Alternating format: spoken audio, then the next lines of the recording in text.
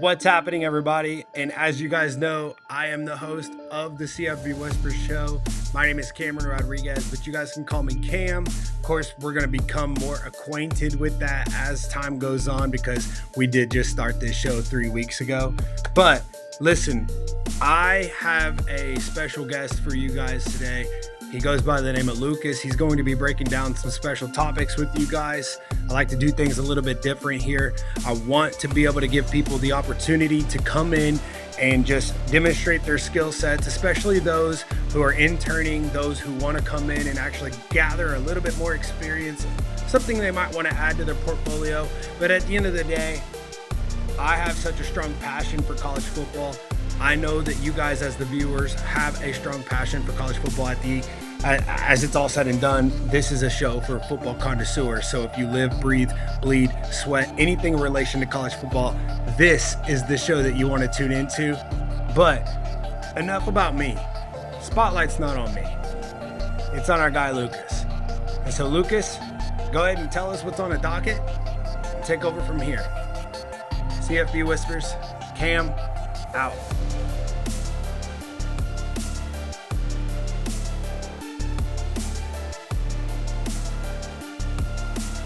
Ladies and gentlemen, boys and girls, welcome to CFB Whsipers. I'm your host, Lucas Hill. I know you guys are used to seeing our good friend Cameron Rodriguez, but don't worry.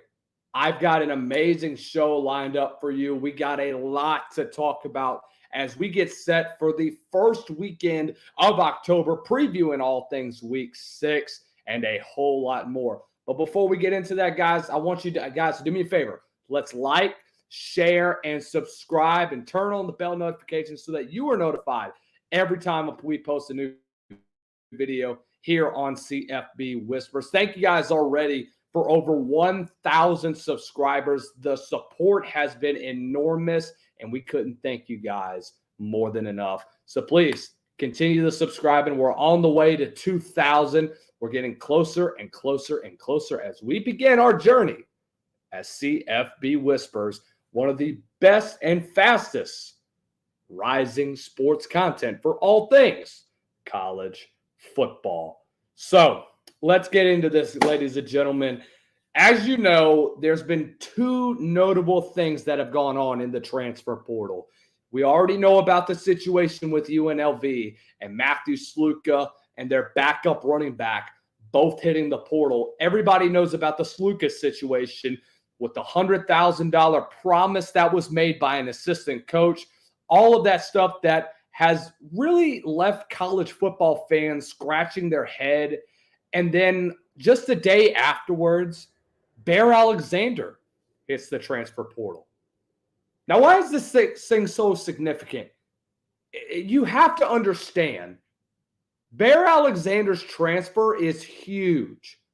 That could be bigger than what people are recognizing right now. Everybody's going to point at it and say, well, it's about the money and it's about, oh, he's not getting enough playing time. Maybe they're not promising up to their obligations. No. You have to understand, Bear Alexander's got money. This dude has a penthouse in Los Angeles. He just gave that up, by the way. He just gave that up. So you're telling me that this guy is going to leave USC and the nice life that he's living with the penthouse, with the money that's coming in? The guy's worth just over $500,000, give or take. I mean, people know what he's like. They know what he brings to the table.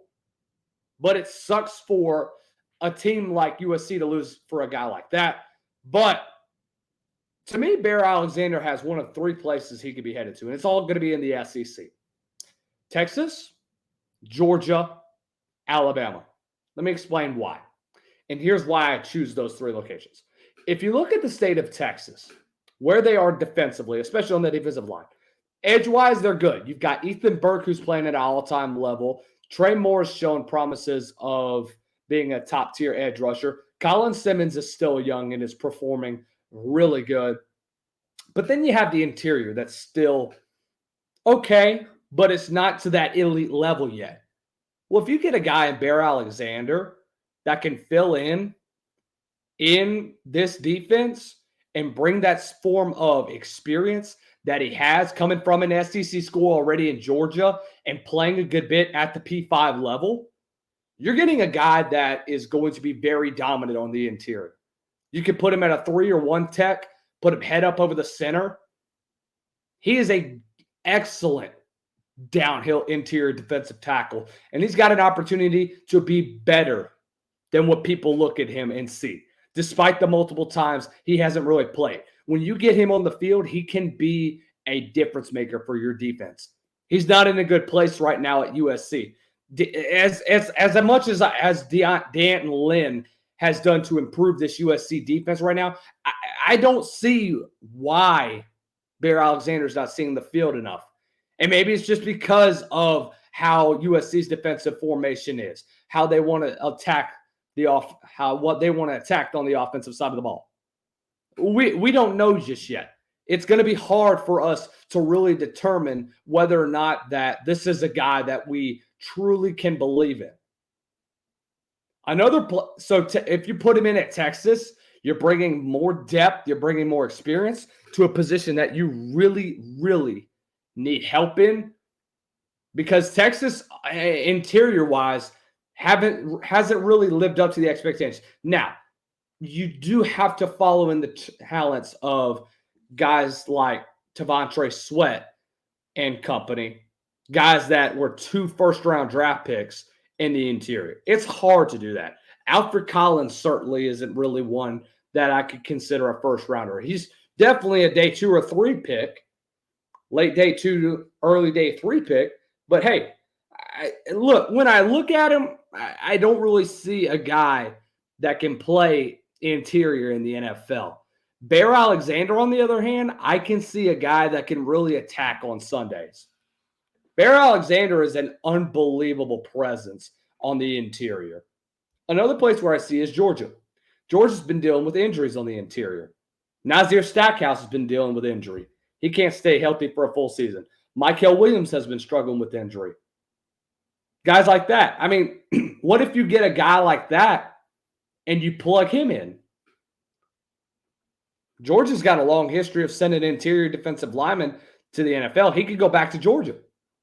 With the situation that he's in right now, it could be a lot better than what it was last year and the year before. It could be something that he could be a lot more comfortable in. Remember, there's no more Jordan Davis. There's no more Jalen Carter. There's just Nazir Stackhouse. And guess what? He'll be gone after this year too. He'll be a draft pick. He's not going to be a first rounder. He'll be a day 2 pick. Unfortunately, I thought his stock would rise up by the end of the season, but we still have the combine and we still have the Senior Bowl and such to go through. But we'll have to see as the season goes on. We're not sure just yet. So that's where I also see him. Another place, and the last place I do see him at is Alabama. Alabama has had a lot of depletion on their interior.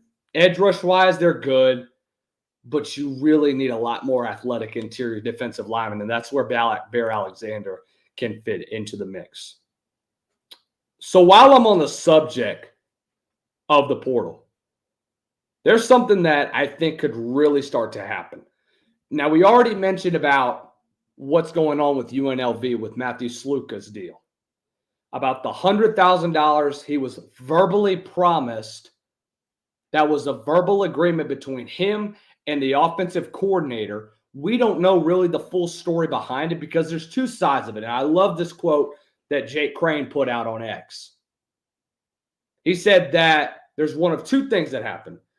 It was a promise that was broken, that was initially committed to him at the beginning of the year, or Sluka looked at what he was worth. They looked at where UNLV is, and he says, hey, I want some more money. Coach Odom, I want some more money. My stock should be going up. I need some more money. I'm 4-0 as a starter. Are you? You're good. You're not as good as you advocate you are. If you were, you'd be having a much better percentage completion rate than 42%. You'd have a lot more yards. You got backups that are doing much better than you, son. at a much lower level than where UNLV is. So look, UNLV, this whole situation is so bad. It's so bad. It's unbelievable. But this is what's going to happen. The NCAA got themselves in a hole when they got into this. They knew that this was going to happen. It was only a matter of time before it did. And guess what? Here you are. Congratulations, NCAA. You did it. You have literally sent this season and sent the way that NIL is basically set up and turned it into the NFL. Congratulations, you've done it. But here's what else is going to happen. With the portal, now that you can play 4 games and then you can redshirt the rest of the year and then go to the portal immediately. Now, if you play 5 games, you can't. I don't think you can redshirt, but at the end of the year, you can enter the portal. But you would also lose a year of eligibility, which kind of sucks. So it's a one-time transfer thing. But here's what's going to start happening. They're going to start treating this like the trade deadline. Once those 4 games hit, boom. Once you redshirt, you'll become immediately eligible once you transfer to another university. Now, I know it's hard with admissions and with the academic side of it, but with how the NCAA treats its athletes and in the way that college football is going at the moment, the way that college athletics as a whole is going, that's going to come to an end.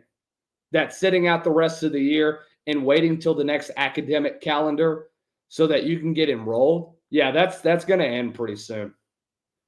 I'm telling you right now. But today is, what's today? October 3rd of 2024. I guarantee you, give it about 3 or 4 years, 3 or 4 years max, you're going to start seeing what I just described. Athletes are going to redshirt for however many games they play, and they're going to want to transfer to elsewhere. That's going to send college football into a freaking frenzy. You're going to see trade deadlines. You're going to see so much of the same stuff that you see in the NFL. The trade deadlines, holdouts. You're going to see essentially National Signing Day is about to become irrelevant. High school recruiting is about to become irrelevant because of this. It's going to hurt college athletics very soon if this continues. That's what sucks, especially for the high school recruiting race. Because when you have guys that are transferring, that are constantly going into the portal, just this year, 3,300 athletes entered the portal. That's going back from, I think, the February to currently, right now. Guys that have gone in and out, 3,300 plus. And the number is going to continue to grow with the new transfer deadline. So it's basically like, hey, you can get your film out. Hey, well, you can play 4 games at said school that's, let's say it's a group of 5 school. You play 4 games in that said group of 5 school. Boom. You hit the portal. Hey, I had 7 sacks in 4 games. Texas just offered you. Hey, you're immediately eligible. Come to Texas. It's like in season, it's going to become recruiting season for every team. Every team, it's going to be this specific thing. And it's going to be ridiculous how it's shaping out to be. Another example, look, it's amazing to me. It's crazy to see how college football has gone. I am all for the athletes getting paid at the end of the day. I think they deserve to get paid. They need to go earn their bag. They've earned it. But there has to be some form of legislation or some form of just calamity that comes together between the athlete and the NCAA so that they can reach an agreement, which will probably never happen.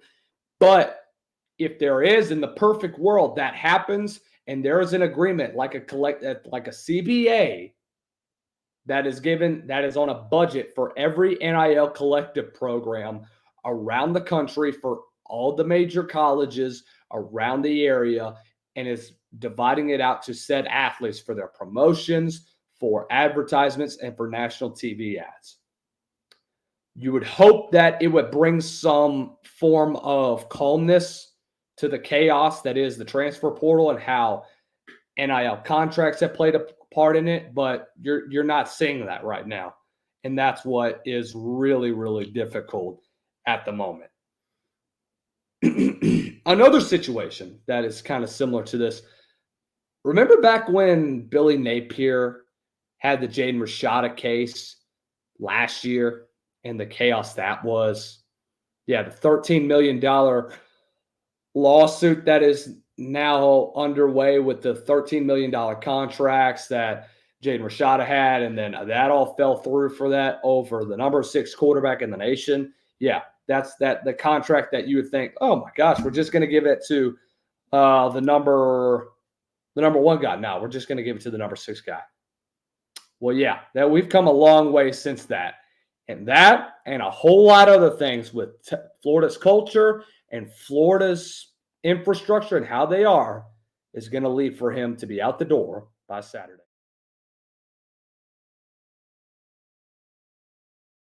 The Billy Napier era has gone on as to be one of the worst tenures by any Florida head coach in recent memory. And with so many different legacies that have gone on in the University of Florida, the Steve Spurrier era, where you saw the evolution of the fun and gun offense.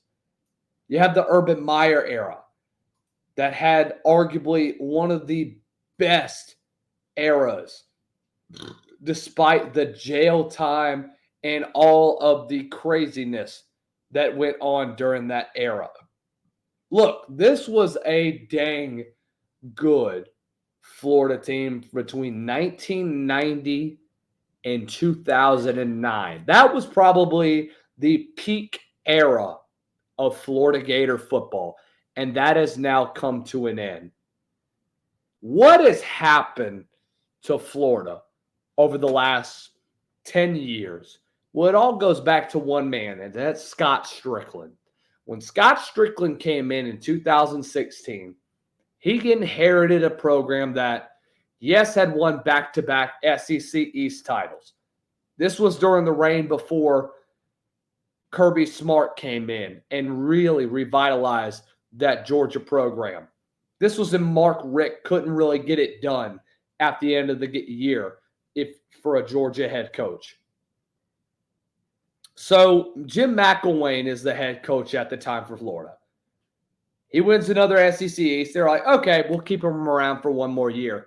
Then 2017 happens. And in the middle of 2017, there's rumors that he had death threats sent that later on found out to be untrue. So he ends up firing him midway through the season. And then guess who comes in? None other than Dan Mullen. Dan Mullen comes in and really revitalizes this Florida program, brings them back to prominence. You have guys like Felipe Franks. You have guys like Kyle Trask come in and really evolve this Florida team back into their old ways of the fun and gun system, back during the era of the Chris Leaks, the Tim Tebows, the John David Brantleys, guys like that. You know, and it was a fun brand of football that Florida put out. You had guys that came through and were absolute studs. Vernon Hargraves. You had guys like Kyle Trask already, Felipe Franks, you know, Kyle Pitts. Guys like that came through the Florida program and were difference makers for this team. Difference makers. They put he made Kyle Trask a Heisman favorite at one point during the 2019 and 2020 seasons. And so now you go look at Florida. You come in and hire Billy Napier. And let me tell you how Billy Napier even got a head coaching job in the first place. Not just at Florida, but also at ULL. He did a great job with ULL. I am not knocking him for that. He did a great job with what he did with Levi Lewis and that ULL offense and what Michael DeSormo is doing right now in Lafayette. I'm not knocking that. Here's how he got a freaking job. He was a Dabo Swinney and a Nick Saban connoisseur. That's how he got the job, because of those two men. When Billy Napier got the OC job in 09 and 010, I think he did get fired after that year.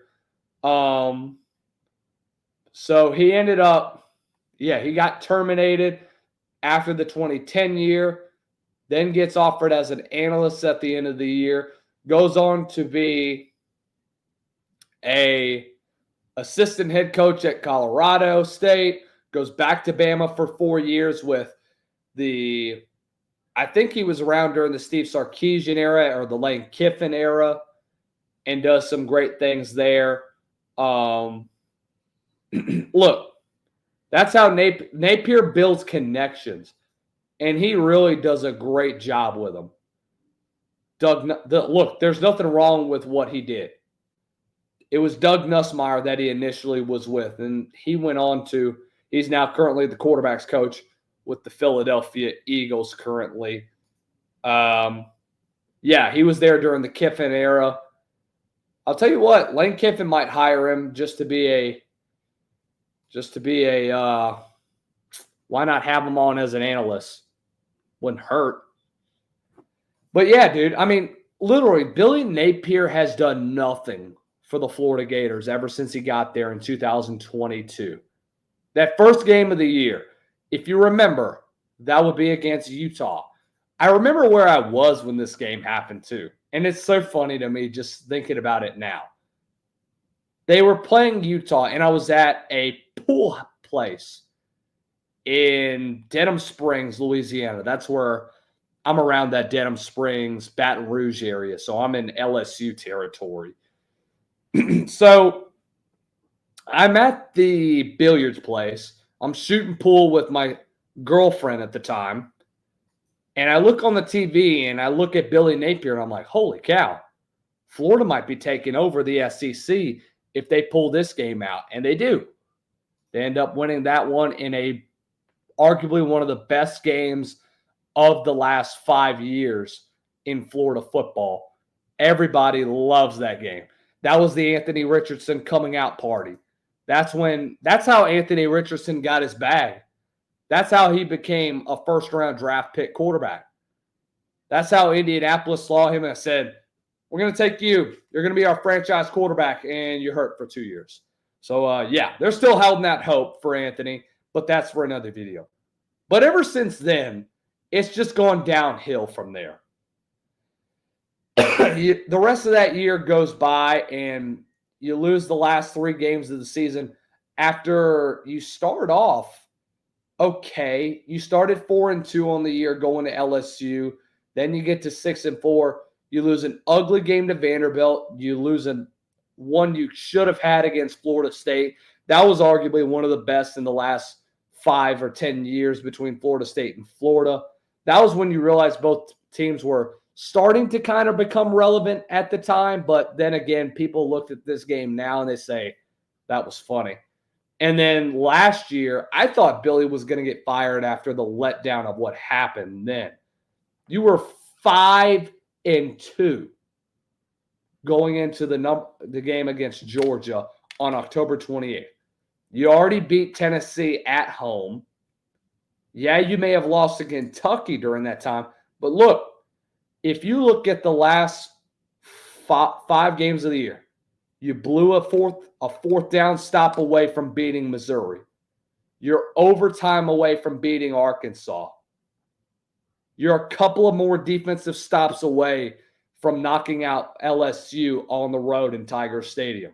So if you take those 3 games out of the mix, that's a big shift to being an 8-4 regular season for Napier. And you're going into this year and you're thinking, okay, he's safe for 1 more year. Now this is D-Day, this upcoming game against UCF.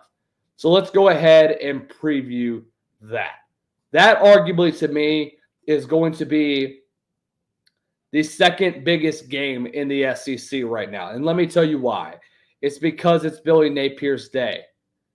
It's D-Day for that game. It was D-Day during the offseason whenever Florida had to deal with that lawsuit by Jaden Rashada when they mishandled another NIL case in which there was verbal agreements between the two and that there was something written in his NIL contract that went wrong. But look, it might be just Jaden Rashada trying to get relevant again because he hasn't been relevant since last year because he's dealt with injury last year during the regular season at Arizona State, and now he's just the fourth string back at Georgia. Not even the backup. Fourth string. I don't even know if he is even dressing this year. I think he may be, but again, he could be just practicing as well. So I don't know. I'm not 100% sure on it, but we'll just have to see. But look, Florida's going into this game in its must-win territory for Billy Napier and company. It's the worst winning percentage by a Florida coach since Raymond Wolf from 1946 to 1949. He has more home losses in his first 28 games than Urban Meyer had in 80 total games, and Steve Spurrier had in 150 overall games. 150. So that's going to say volumes for what Billy Napier has done whenever he's been in Gainesville. Because when people look back at the Billy Napier era, they're going to think of toxicity in the locker room, mishandling of recruiting, fallout from recruiting, and being unable to finish games and getting consistently blown out on a daily freaking basis. That's unacceptable for any Florida team. Now, I will say this. If you take away the Urban Meyer and the Steve Spurrier era at Florida, Florida's just another mediocre program. They're a team that, yeah, you're going to see some 10-win seasons here. You're going to see New Year's Six bowl games, but you're not going to see SEC championships. You're not going to see a national championship. You're not going to see any of that. You're going to see a regular, old, mediocre program that is yet to finish and be on top of the SEC East. They can compete in their own division because they're going to get blown out by Tennessee. They're going to get blown out by Kentucky. They're going to get blown out by Georgia. And literally, careers are going to get wasted if things don't change soon. It starts at the top with Scott Strickland, and then it matriculates down back to what Billy Napier did to that program. Look, Florida's going to need a change pretty soon. If they're not already looking for a program changer, if they're not already looking for another coach, there's a problem. There is a serious problem in Gainesville if that's the case. Because you need someone that can come into that program and really revitalize what you have.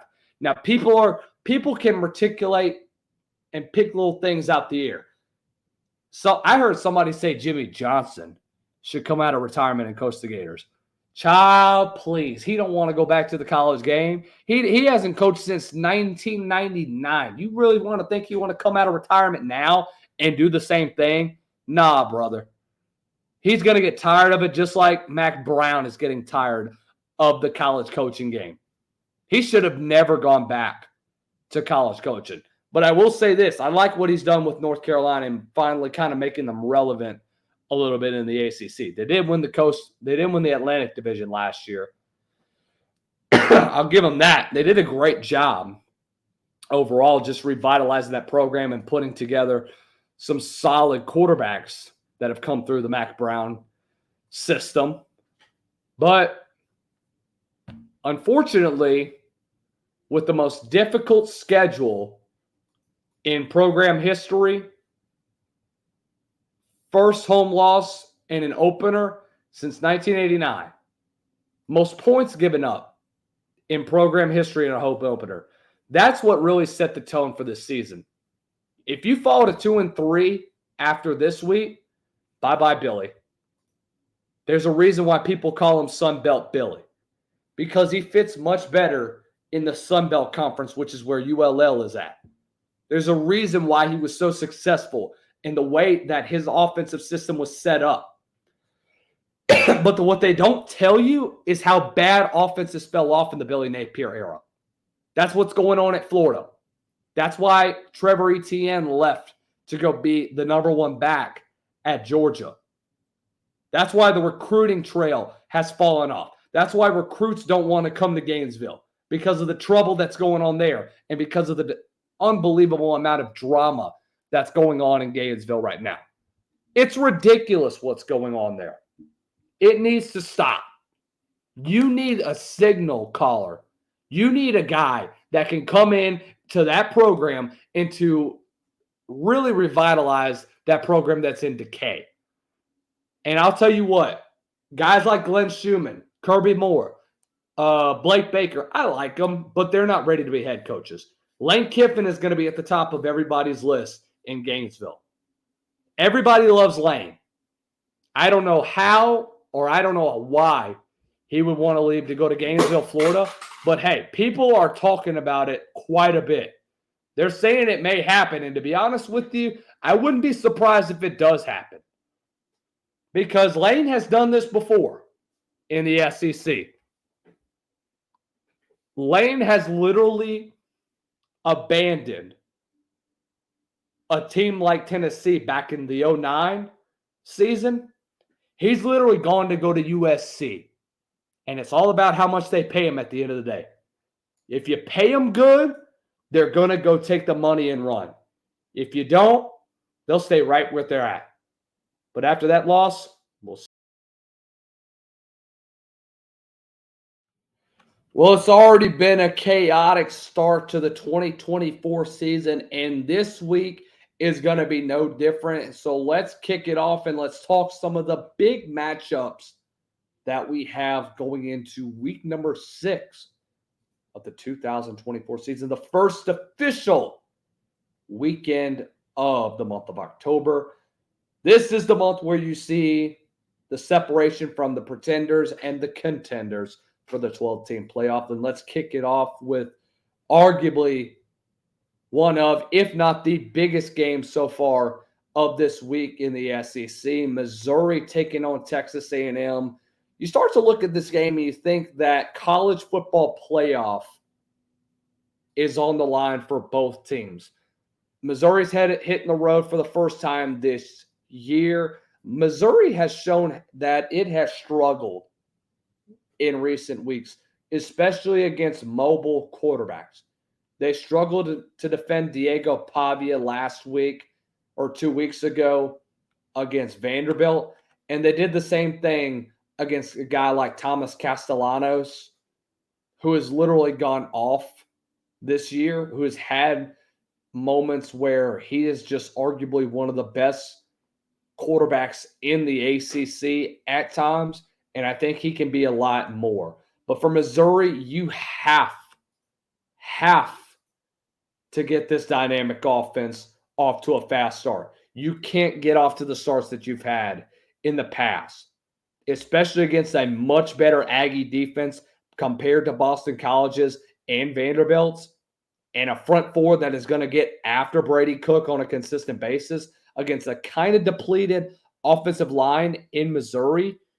You're kind of scared for this Missouri squad because of they've shown its vulnerability at times during the year. But at the end of the day, I mean, going on the road for Missouri, it's always a difficult task. But I think at the end of the day, it's going to depend on who is going to have the upper hand when it comes to offensive production. And that obviously goes to Missouri. They've got much better overall depth when it comes to the skill positions. Brady Cook has played at an all-time high. He's had 4 straight games with at least 200-plus yards passing. Nate Noel rushed for 199 against Vandy a couple weeks ago. Luther Burden caught a couple of touchdown passes. Missouri with a top 10 defense. But again, like I mentioned, they have struggled to defend against mobile quarterbacks. And that's what Marcel Reed brings with this brand new Texas A&M offense, a brand new quarterback, a young guy going into his first big moment at Kyle Field. How will he handle the pressure? I don't know. I'm not sure yet. But I think that this is going to be a much closer game. The over-under so far in this game, I think it's around the 40s. Yeah, it's 48.5. I expect about like what you saw last week, 2 weeks ago with Vanderbilt. I think this does end up being like a 30-27 ball game. I think Missouri just pulls it out in the end, but it goes to show you that Missouri's going to have a tough stretch to get to a 12-team playoff. I do think they have the pieces together to put up a solid run, but still, this is just a building block. If you lose this game, if you're Missouri, you're a much bigger doo-doo than compared to other SEC teams like Georgia and Alabama and Texas and LSU and Ole Miss, who could be at the forefront to pass Missouri for the 12-team playoff. Because Missouri's only tough competition, apart from this game, is when you go to Bryant-Denny and play Alabama, and you go to Williams-Brice to play South Carolina. That's really your only chance to get a signature win this year and to solidify yourself for a college football playoff berth. Let's go on to another big game. Let's go to the ACC. Talk SMU and Louisville. Louisville coming off of a tough loss to the Notre Dame Fighting Irish. First time that these two teams have met since 1984. The winner grabs a share of first place in the ACC. SMU has shown their offensive firepower. I'll tell you what, I've been really high on Rhett Lashley's offense. I love Rhett Lashley. I think he's one of the brightest young offensive minds in college football. And I think that it's going to show as the year goes on. Kevin Jennings goes for 3 touchdown passes. How about Kevin Jennings? He wasn't supposed to be the starter going into this year. But he actually does better than what people believed he would do at the start of the year. You knew that he was going to end up getting some playing time near the start of the year, but he just brings a whole lot more to this offense. He brings a lot more, a heck of a lot more. As good as Preston Stone is, as good as he may be. Look, I love Preston Stone, but the problem is he just can't generate the offensive firepower that you could expect from a guy like that. He struggled against Nevada. But I do think that with a guy like Kevin Jennings, he's much more dynamic. You can open the playbook a bit more with a guy like that, and you can also throw the football with a guy like that. SMU's defense as well had 3 interceptions. One of them went for a touchdown. Dude, they dominated Florida State last week. They absolutely hammered Florida State. 458 to 285, 204 yards rushing. They're a top 60 offense. They're also 27th in total rushing. Rashard Smith has had a great start to the year, 509 yards on the ground to go along with 7 touchdowns. They're going up against the Louisville defense that has just given up only 94. So a battle in the trenches is what you're going to see between these two teams. But knowing that this is at home and knowing that Louisville, despite them losing some starters from last year, they look a lot better. Tyler Shaw is going to be an efficient quarterback. I think Ja'Cory Brooks is one of the most underrated receivers in college football right now. I think he gets overlooked a lot by guys in the SEC, and I think he's going to show out tonight and prove why he's that exact same guy, and he's the guy that you want to have in your offense for this Louisville team. How about Auburn and Georgia? Auburn and Georgia. This is a good game. This is a game that people need to watch because if you're Auburn, if you remember last year, both of these teams are coming off of pretty rough losses. Auburn suffered a gut punch loss last week in a game they probably should have won against Oklahoma, gave up a late lead. And look, that's been the mantra of the Hugh Freeze era so far for this team. And it's really bad. It sucks that this guy This team has just absolutely had one too many chances to finish games. Happened last year. It's happening again this year. And you think about what could have happened last year. This easily could have been an 8-4, 9-3 team in the regular season. They could have had that signature win that you needed against Alabama. But look, Georgia's going to come back, and they're going to be a hungry bunch. You know that they're pissed that they let one get away from them that last week against Alabama. They're going to recover. I guarantee you. And it's at home. It's back in the confines of Sanford Stadium. I think that despite how Carson Beck performed last week, I think he rebounds from this. He learns from his mistakes. And this is a perfect defense to do it against because Auburn has given up way too many big plays down the field.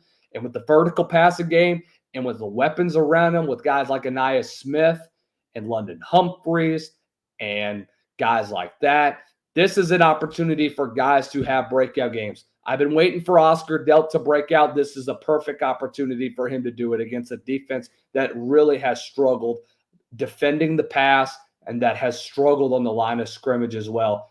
Perfect opportunity for Georgia to do so. They come into this game, I think they're 27-point favorites.